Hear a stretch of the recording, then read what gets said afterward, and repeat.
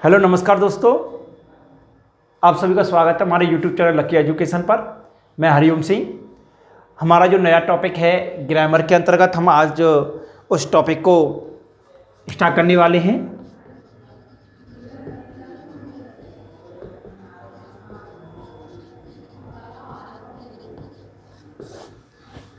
और टॉपिक का नाम है वाक्य शुद्धि। ठीक है, अभी सामान्य रूप से जो वाक्य शुद्धि वाला टॉपिक है आपका सिलेबस में अंक का निर्धारण किया गया है। और जो सिलेबस जो चेंज होकर के आया है 10th क्लास में, उसके बारे में मैं 2 मिनट बात करना चाहूँगा कि हिंदी व्याकरण के अंतर्गत आपके कुछ टॉपिक हटा दिए गए हैं और आपकी 14 नंबर की आपकी ग्रामर रखी गई है। कितने नंबर की? 14 नंबर की आपकी ग्रामर रखी गई है। उस ग्रामर के अंतर्गत आपका जो टॉपिक हैं उनकी मैं सामान्य रूप से बात करूं तो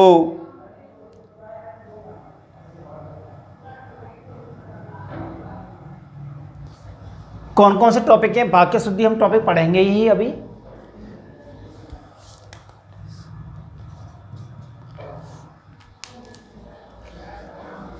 ग्रामर के अंतर्गत अभी जो सिलेबस हटाया गया 40% जो सिलेबस कम किया गया है आपके 10th क्लास के लेवल पर, ठीक है ना। तो 10th क्लास के लेवल पर जो 40% सिलेबस कम किया गया है, उसके बाद में जो ग्रामर के अंतर्गत जो टॉपिक बचते हैं आपके, जो हमको पढ़ने हैं, ठीक है, उनके बारे में आपको बता दूँ। और कौन कौन से टॉपिक मैंने करा दिए हैं आपके लिए, उनका क्या क्या महत्व है और क्या क्या काम आएंगे आपके। तो देखो, जो कराए गए टॉपिक है अभी तक मेरे द्वारा, मैं उनकी बात करूँ तो पहला जो टॉपिक कराया था क्रिया, दूसरा टॉपिक आपका था विशेषण, ठीक है,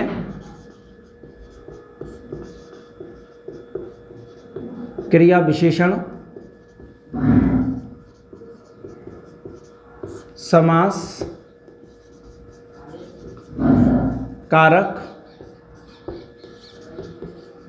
वाच्य। ये 6 टॉपिक मैं आपको करा चुका हूं, ठीक है।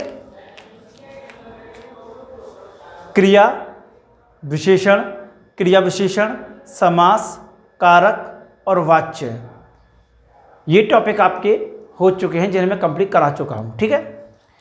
अब जो बचे टॉपिक हैं इस ग्रामर के अंतर्गत, अगर मैं उनकी बात करूं तो इसमें जो टॉपिक बचे थे हमारे, उसके बाद में काल, मुहावरे,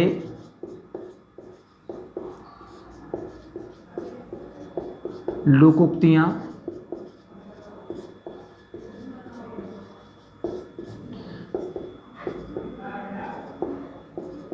वाक्य शुद्धि।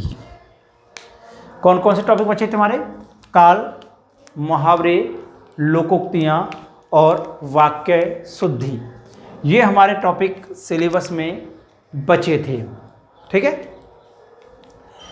काल, मुहावरे, लोकोक्तियां और वाक्य शुद्धि, ये टॉपिक हैं जो हमारे टॉपिक बचे हुए हैं, जो हमें अभी कराने थे। लेकिन अब जो बोर्ड के द्वारा जो सिलेबस का निर्धारण किया गया है, उसमें आपके जो टॉपिक जो अब बोर्ड के अंतर्गत रखे गए हैं, ग्रामर जो रखी गई है, वो ग्रामर है आपकी कितने की? 40 नंबर की। 40 नंबर की आपकी जो ग्रामर है, वो ग्रामर को अब रखा गया है। अब 40 नंबर के अंतर्गत आपके जो टॉपिक हैं जो कराने के, जो आएंगे आपके सिलेबस के अंतर्गत, तो पहला है समास। पहला टॉपिक समास रखा गया है। दूसरा टॉपिक जो आपके सिलेबस के अंतर्गत रखा गया है वो है वाक्य शुद्धि। अगला जो टॉपिक रखा गया है आपका मुहावरे और लोकोक्तियां। ये टॉपिक आपके सिलेबस में रखे गए हैं।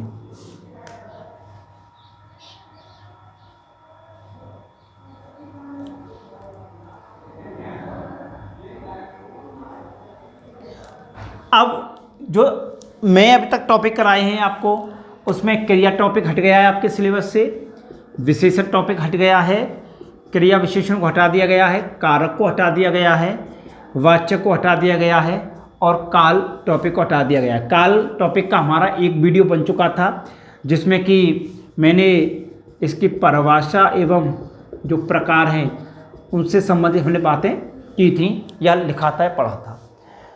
काल टॉपिक इसका फर्स्ट वीडियो ही बना था, उसके बाद सिलेबस हमारे पास आ चुका है, तो सिलेबस के अंतर्गत हम कराएंगे।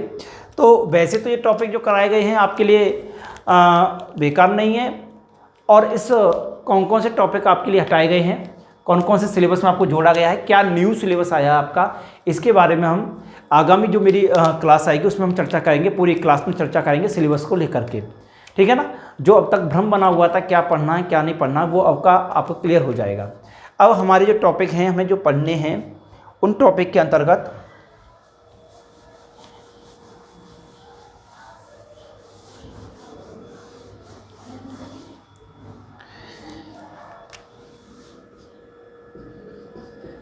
हिंदी व्याकरण में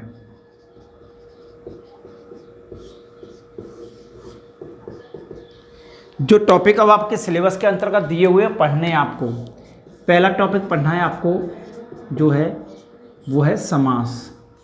कौन सा टॉपिक पढ़ना है पहला आपको जो पढ़ना है सिलेबस के अंतर्गत, वो टॉपिक पढ़ना है आपको समास, ठीक है। समास के बाद जो दूसरा टॉपिक दिया हुआ है आपके सिलेबस के अंतर्गत वो टॉपिक है आपका दूसरा वाला जिसमें कि दिया हुआ वाक्य शुद्धि। कौन सा? वाक्य शुद्धि। थर्ड जो टॉपिक दिया हुआ है उस थर्ड टॉपिक के अंतर्गत आपका दिया हुआ है वो है मुहावरे। और फोर्थ जो टॉपिक दिया हुआ है आपके सिलेबस में वो हैं लोकोक्तियाँ, ठीक है।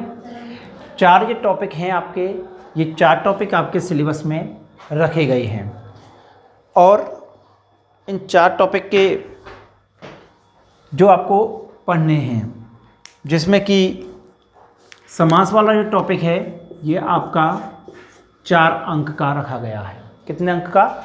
4 अंक का, ठीक है। वाक्य शुद्धि वाला टॉपिक है आपका, वाक्य शुद्धि वाला टॉपिक रखा गया है आपका, ये भी रखा गया है आपका कितने अंक का? 4 अंक का रखा गया है। मुहावरे जो रखे गए हैं आपके वो भी टॉपिक आपका रखा गया है 4 अंक का। और जो लोकोक्तियाँ हैं वो आपकी रखी गई हैं जो अंक की, वो है आपकी 2 अंक की। इस प्रकार के आपका जो कुल जो प्राप्तांक रखे गए हैं वो 40% की आपकी ग्रामर रखी गई है, ठीक है। तो मैं अभी जो वाक्य टॉपिक कर रहा हूँ वाक्य शुद्धि, उसके अंतर्गत ही मैं अभी आपको ग्रामर से संबंधित कुछ बातें बता रहा हूँ। वैसे कंप्लीट सिलेबस के बारे में मैं जो आगामी जो क्लास अपनी होगी उस आगामी क्लास में मैं आपको वीडियो के माध्यम से पूरा सिलेबस जो है उस सिलेबस का निर्धारण करा दूँगा। कौन कौन सिलेबस में चैप्टर आपके हटे हैं, कौन कौन से, जैसे कि मैंने अभी इस बुक के अंतर्गत अगर मैं बात करूँ थोड़ा सा कि क्षितिज जो बुक दी हुई थी आपके क्षितिज, उस बुक के अंतर्गत पद भाग में मैं अब तक आपको जो सिलेबस था उसमें पहला था सूरदास, दूसरा था आपका तुलसीदास, तीसरा जो सिलेबस था आपका देव, चौथा था सेनापति। ये 4 चैप्टर आगे कंप्लीट हो चुके थे, लेकिन आपके न्यू जो सिलेबस आया उसमें कवि देव और कवि सेनापति को हटा दिया गया, सूरदास और तुलसीदास आपके चैप्टर जोड़े गए हैं। तो हमारे जो सूरदास और तुलसीदास चैप्टर तो हो चुके हैं तो उसमें तो कोई परेशानी है ही नहीं है, लेकिन देव और सेनापति को क्या कर दिया गया है? हटा दिया गया है। अब इस परिप्रेक्ष्य में अगर हम देखें तो जो हमारा सिलेबस है, अब मैं उसकी बात करूं, उस सिलेबस के अंतर्गत पहला हम जो टॉपिक पढ़ेंगे नए सिलेबस के अनुसार वो है हमारा पहला टॉपिक, वो पढ़ेंगे हम वाक्य शुद्धि। कौन सा? वाक्य शुद्धि। 4 नंबर का टॉपिक है ये, 4 अंक का टॉपिक है। 4 अंक, कितने अंक का है? 4 अंक। 4 अंक का टॉपिक है ये वाक्य शुद्धि।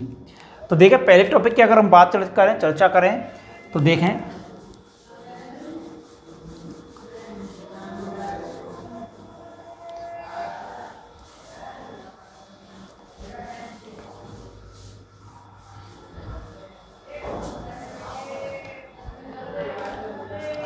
वाक्य शुद्धि। तो वाक्य शुद्धि जो होती है, वाक्य शुद्धि के अंतर्गत जो टॉपिक बनता है, कैसे वो बनती है, तो इसमें जो प्रश्न बनकर के आता है, पहले जो प्रश्न बनकर के आ रहे थे वो अगर पिछले सिलेबस के आधार पर देखें तो वहाँ पर 2 अशुद्ध वाक्य आते थे। उन अशुद्ध वाक्यों को आपको शुद्ध करके करना होता था, अर्थात उनमें से अशुद्धि ढूंढनी थी वाक्यों में से। यहाँ सिलेबस चेंज कर दिया गया, परिवर्तन कर दिया गया है, तो जो 2 अंक का प्रश्न है वो अब 4 अंक में आपके तब्दील हो चुका, बदल चुका है। ठीक है, अब जहाँ आपका 2 अंक का टॉपिक था वाक्य शुद्धि, 2 आने थे प्रश्न, अब यहाँ पर आपके 4 प्रश्न आने की पूरी संभावना है। या तो आपके 4 प्रश्न आएंगे, 1-1 नंबर के 4 अंक का निर्धारण होगा, या फिर आपके 2 प्रश्न आएंगे 2-2 के अंक के निर्धारण के अनुसार। ठीक है, इस प्रकार से आपके 4 अंक का वाक्य शुद्धि या तो 4 प्रश्न या फिर 2 अंक 2-2 नंबर के हिसाब से आएंगे। वाक्य शुद्धि के अंतर्गत अगर देखा जाए, पहले हम पर परिभाषा और इसकी बात करूं, उनकी परिभाषा है और कुछ बताएं जाए इसके बारे में। तो देखें,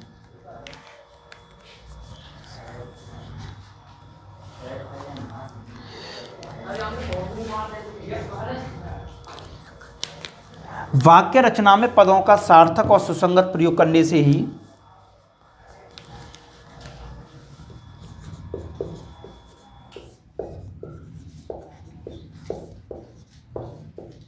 वाक्य रचना में पदों का सार्थक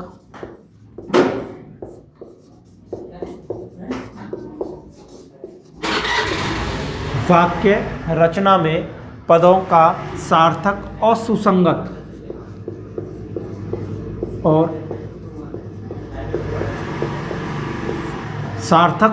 सुसंगत प्रयोग करने से ही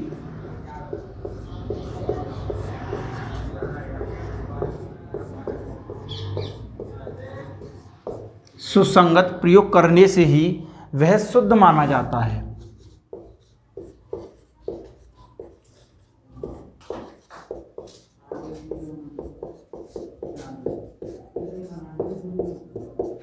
वह शुद्ध माना जाता है।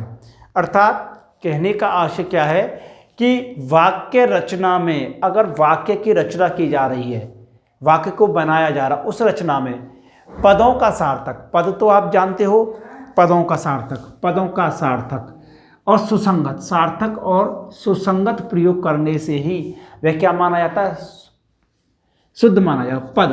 पद क्या होता है, अगर कोई भी शब्द है, सपोज करो शब्द है रवि, ठीक है, अगर यह स्वतंत्र रूप में आता है, ठीक है, अगर स्वतंत्र रूप में आता है तो ये कहलाता है क्या, शब्द। क्या कहलाता है, शब्द। अगर इसी शब्द का प्रयोग मैं वाक्य के अंतर्गत करूं, जैसे रवि बाजार गया, तो यहां पर अगर ये रवि शब्द को देखा जाए तो यहाँ ये रवि शब्द ना हो करके ये रवि क्या हो जाता है, एक शब्द, ये एक पद बन जाता है। क्या बन जाता है, पद बन जाता है, पद बन जाता है। ठीक है, इस प्रकार से जो रवि है वो रवि यहाँ पर शब्द है और यहाँ पद है। उसी प्रकार से वाक्य रचना में यहाँ क्या आएंगे, वाक्य आएंगे। वाक्य शुद्धि के अंतर्गत क्या करेंगे, वाक्य है ही आएंगे। तो वाक्य रचना में पदों का सार्थक और सुसंगत प्रयोग करने से, अर्थात जो पद आए हैं, अर्थात पहले कर्ता आती है, फिर कर्म आता है, फिर वर्ब आती है, उस प्रकार से, ठीक है ना, पहले कर्ता है, फिर कर्म, फिर क्रिया, तो एक सार्थक जो क्रम बना हुआ होता है, उन सार्थक क्रम के आधार पर वाक्य आता है। अगर सार्थक क्रम दिया हुआ है तो वही हमारे वाक्य शुद्धि के अंतर्गत आता है, अर्थात उन्हीं के अंतर्गत वाक्य को शुद्ध दर्शाया जाता है। तो पद जो दिए हुए उनमें पद तरीके से होने चाहिए, सही होने चाहिए, उन्हीं के अंतर्गत उन्हें शुद्ध माना जाता है। अगर बात करें तो संज्ञा सर्वनाम क्रिया, संज्ञा सर्वनाम क्रिया, संज्ञा सर्वनाम क्रिया विशेषण, संज्ञा सर्वनाम क्रिया विशेषण कारक,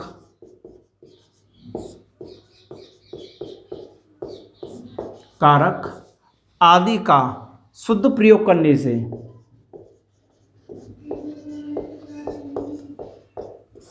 आदि का शुद्ध प्रयोग,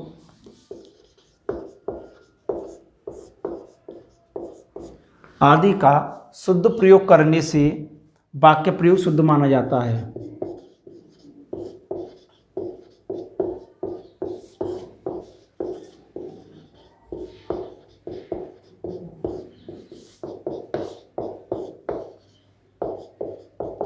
वाक्य प्रयोग कैसा माना जाता है? जो वाक्य प्रयोग माना जाता है वो वाक्य प्रयोग शुद्ध माना जाता है। कहने का आशय यह है कि जो टॉपिक होता है, कोई वाक्य होता है, उस वाक्य के अंतर्गत संज्ञा होती है, उसमें सर्वनाम हो सकता है, उसमें विशेषण हो सकता है, उसमें क्रिया हो सकती है, उसमें क्रिया विशेषण हो सकता है, उसमें समुच्चय बोधक शब्द हो सकते हैं, उसमें विषमादि बोधक शब्द हो सकते हैं, क्रिया विशेषण भी हो सकता है, कई प्रकार की और भी उसमें चीज़ें हो सकती हैं। ठीक है, तो वहाँ पर हमें कि कोई भी वाक्य, उस वाक्य में एक संज्ञा है, जैसे सर्वनाम है, क्रिया है, विशेषण है, कारक है, आदि जो शुद्ध रूप से प्रयोग किए गए हैं, अर्थात उनका जो शुद्ध रूप प्रयोग करने से ही वाक्य क्या माना जाएगा? हमारा शुद्ध वाक्य हमारा माना जाता है और सही वाक्य माना जाता है। अगर कोई भी वाक्य है, उस वाक्य में अगर संज्ञा को गलत दिया हुआ है, सर्वनाम को गलत दिया हुआ है, क्रिया है, विशेषण है आदि को अगर गलत उसमें दर्शाया गया है, गलत दिए हुए हैं, तो वहाँ जो हमारे शब्द होते हैं, जो वाक्य होता है, वो कैसा बन जाता है? अशुद्ध वाक्य बन जाता है। तो वाक्य शुद्धि के अंतर्गत हमें बस इतना ही ध्यान रखना है कि जो हमारे वाक्य बनेंगे, जो हमारे वाक्य बनेंगे वो वाक्य हमारे क्या होने चाहिए? शुद्ध होने चाहिए पूरी तरह से, चाहे वो संज्ञा के लेवल पर हो, चाहे वो सर्वनाम के लेवल पर हो, चाहे वो क्रिया के लेवल पर हो, चाहे वो विशेषण के लेवल पर हो, चाहे कारक के लेवल पर हो, किसी भी लेवल पर हो, लेकिन वो हमारे क्या होने चाहिए? शुद्ध। अब यहाँ हम किस किस संबंधी अशुद्धि संशोधन का अध्ययन करेंगे, किस किस अशुद्धि संशोधन को हम यहाँ पर पढ़ेंगे, तो उसे हम देखते हैं। पहला जो अशुद्धि संशोधन हम पढ़ेंगे, अशुद्धि संशोधन के अंतर्गत जो टॉपिक पढ़ेंगे, या भेद मान लें या उनको प्रकार मान लें, तो हम वो कौन कौन पढ़ेंगे? पहला है संज्ञा संबंधी अशुद्धि संशोधन पढ़ेंगे। पहला टॉपिक पढ़ेंगे हम, वो है संज्ञा संबंधी अशुद्धि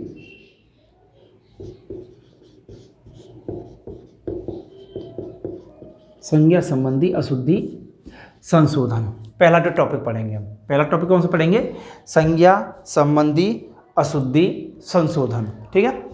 दूसरा जो टॉपिक पढ़ेंगे हम, वो पढ़ेंगे हम सर्वनाम संबंधी अशुद्धि संशोधन।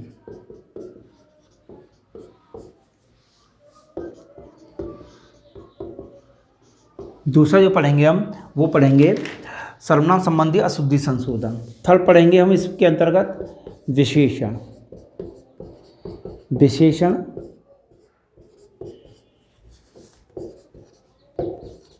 संबंधी अशुद्धि संशोधन। चौथा पढ़ेंगे हम क्रिया संबंधी अशुद्धि संशोधन। क्रिया संबंधी अशुद्धि संशोधन। फिर कारक संबंधी अशुद्धि संशोधन। कारक संबंधी अशुद्धि संशोधन। कारक संबंधी अशुद्धि संशोधन। छठवां जो प्रकार पढ़ेंगे हम, लिंग व वचन संबंधी अशुद्धि संशोधन। लिंग व वचन संबंधी अशुद्धि संशोधन। ठीक है। उसके बाद शब्द व्यतिक्रम संबंधी अशुद्धि संशोधन। शब्द व्यतिक्रम संबंधी अशुद्धि संशोधन। ठीक है, शब्द व्यतिक्रम संबंधी अशुद्धि संशोधन, अन्य विविध संबंधी अशुद्धि संशोधन, अन्य विविध अशुद्धि संशोधन।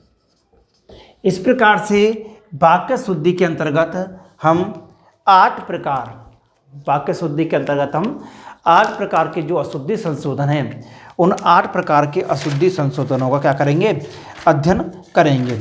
जिसमें 8 प्रकार के अंतर्गत जो हम अशुद्धि संशोधन है, उस 8 प्रकार के अशुद्धि संशोधन के अंतर्गत हम एक एक टॉपिक के अंतर्गत एक एक क्लास के माध्यम से पहले हम पढ़ेंगे संज्ञा संबंधी अशुद्धि संशोधन एक क्लास के अंतर्गत, फिर हम पढ़ेंगे सर्वनाम संबंधी अशुद्धि संशोधन दूसरी क्लास में, फिर विशेषण संबंधी अशुद्धि संशोधन, फिर क्रिया संबंधी अशुद्धि संशोधन, काल संबंधी अशुद्धि संशोधन, लिंग व वचन संबंधी अशुद्धि संशोधन, और शब्द व्यतिक्रम संबंधी अशुद्धि संशोधन, और अन्य विविध अशुद्धि संशोधन। तो इस प्रकार से एक एक टॉपिक के अंतर्गत हम ये पढ़ते हुए चले जाएंगे कौन कौन सी, अर्थात संज्ञा संबंधी वाक्य में कौन सी अशुद्धि संशोधन आती है, सर्वनाम की क्या कमी है वाक्य के अंतर्गत, विशेषण है ये। तो इस टॉपिक के अंतर्गत वाक्य को हमें शुद्ध करना होता है, विशेष रूप गहराई से इसलिए पढ़ना पड़ेगा ये टॉपिक, क्योंकि मैं बता ही चुका हूँ आपके सिलेबस का जो निर्धारण किया गया है, जो टॉपिक पहले 2 अंक का था उस टॉपिक को अब 4 अंक में दर्शाया गया है। तो इसमें से पूरी तरह से 4 प्रश्न आने की पूरी संभावना रहेगी कि आपको पेपर में 4 प्रश्न आएंगे। 4 प्रश्न के अंतर्गत आपको 4 अशुद्ध वाक्य आएंगे। उन 4 अशुद्ध वाक्यों को आपको क्या करना होगा, शुद्ध करना होगा। इसलिए उस परिप्रेक्ष्य में यह टॉपिक और भी महत्वपूर्ण हो जाता है कि 4 प्रश्न आने हैं, 4 अंक का तो बड़ा महत्वपूर्ण टॉपिक है। इसलिए हम बड़े विस्तार से और एक एक टॉपिक को क्लियर करते हुए इस टॉपिक को पढ़ते हुए चले जाएंगे। यहाँ तक आप नोट कर लें। इससे आगे पहला जो टॉपिक है हमारा संज्ञा संबंधी अशुद्धि संशोधन, हम अगली क्लास में इसको पढ़ेंगे। धन्यवाद। जय हिंद, जय भारत।